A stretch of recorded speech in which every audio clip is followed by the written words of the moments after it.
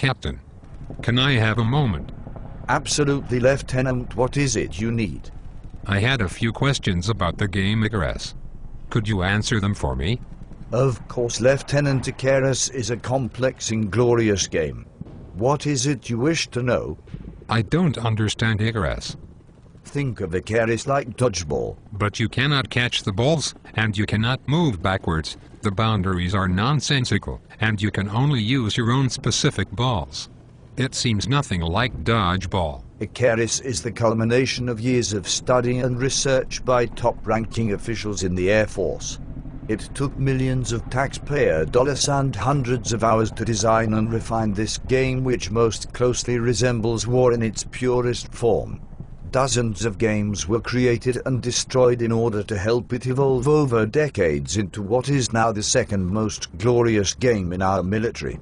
Second only, of course, to Ultimate Frisbee. But why do we even play Icarus? What's the point? Well, firstly, it will help get you into peak physical condition. How could it possibly do that? The halves are only 5 minutes long.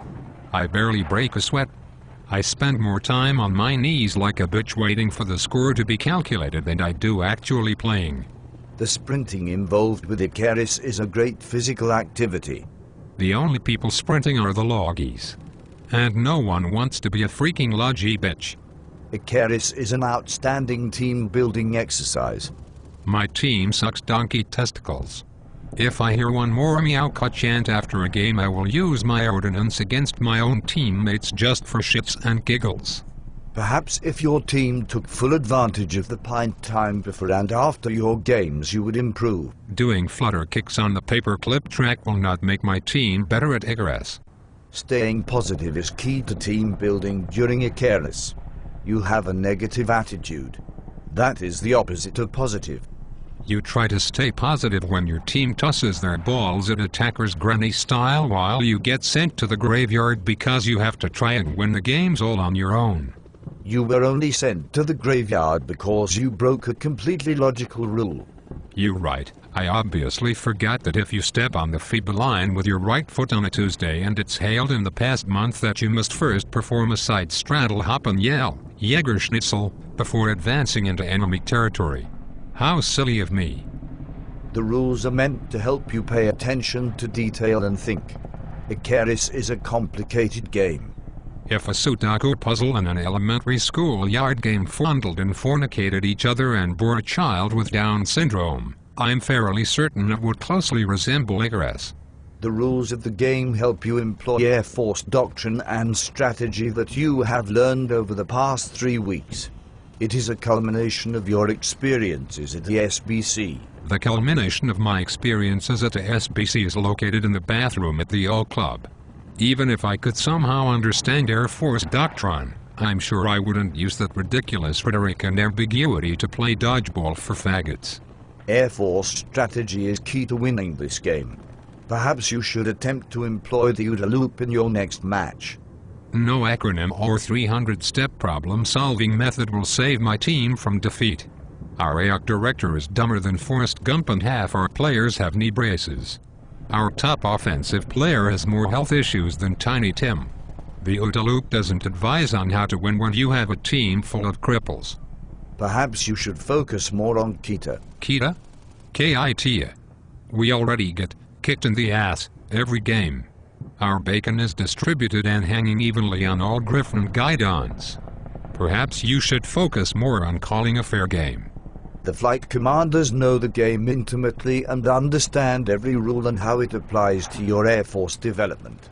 I suppose that's why you all huddle together like an autistic brain trust at the end of every game to discuss how many calls you missed.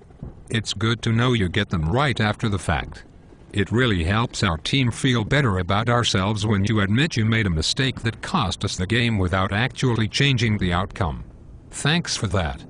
Icarus is a great way to become battle-ready. We are warriors, and all great Air Force warriors are great Icarus players. You're right. It's a miracle we were able to win the Cold War without having all our officers first play Icarus. It is simply astounding how some of the games of Icarus I play closely resemble the D-Day invasion of Normandy. Vietnam was a walk in the park comparatively. Our soldiers didn't even have to remember to touch comm nodes on their way out into the jungle. Trench warfare's got nothing on this sheet. Do you not hear the sounds of battle in the background? It is a war zone out there. You are correct. If I didn't know better, I'd swear I was in a fob in Iraq right now. As a matter of fact, I think that's a grenade. Why don't you do us all a favor and fall on it? There is no need to be sarcastic. This will most certainly be reflected in your flight's peer evaluations. I hope I have answered your questions. Have fun and be sure not to commit any LOAC violations. Your face is a LOAC violation. You are one of countless officers whose gender remains indiscernible. Be sure to watch your head. My hands are still slippery from jerking it in the library. I was supposed to be writing a position paper on doctrine and got bored. See you on the battlefield. Thanks for nothing.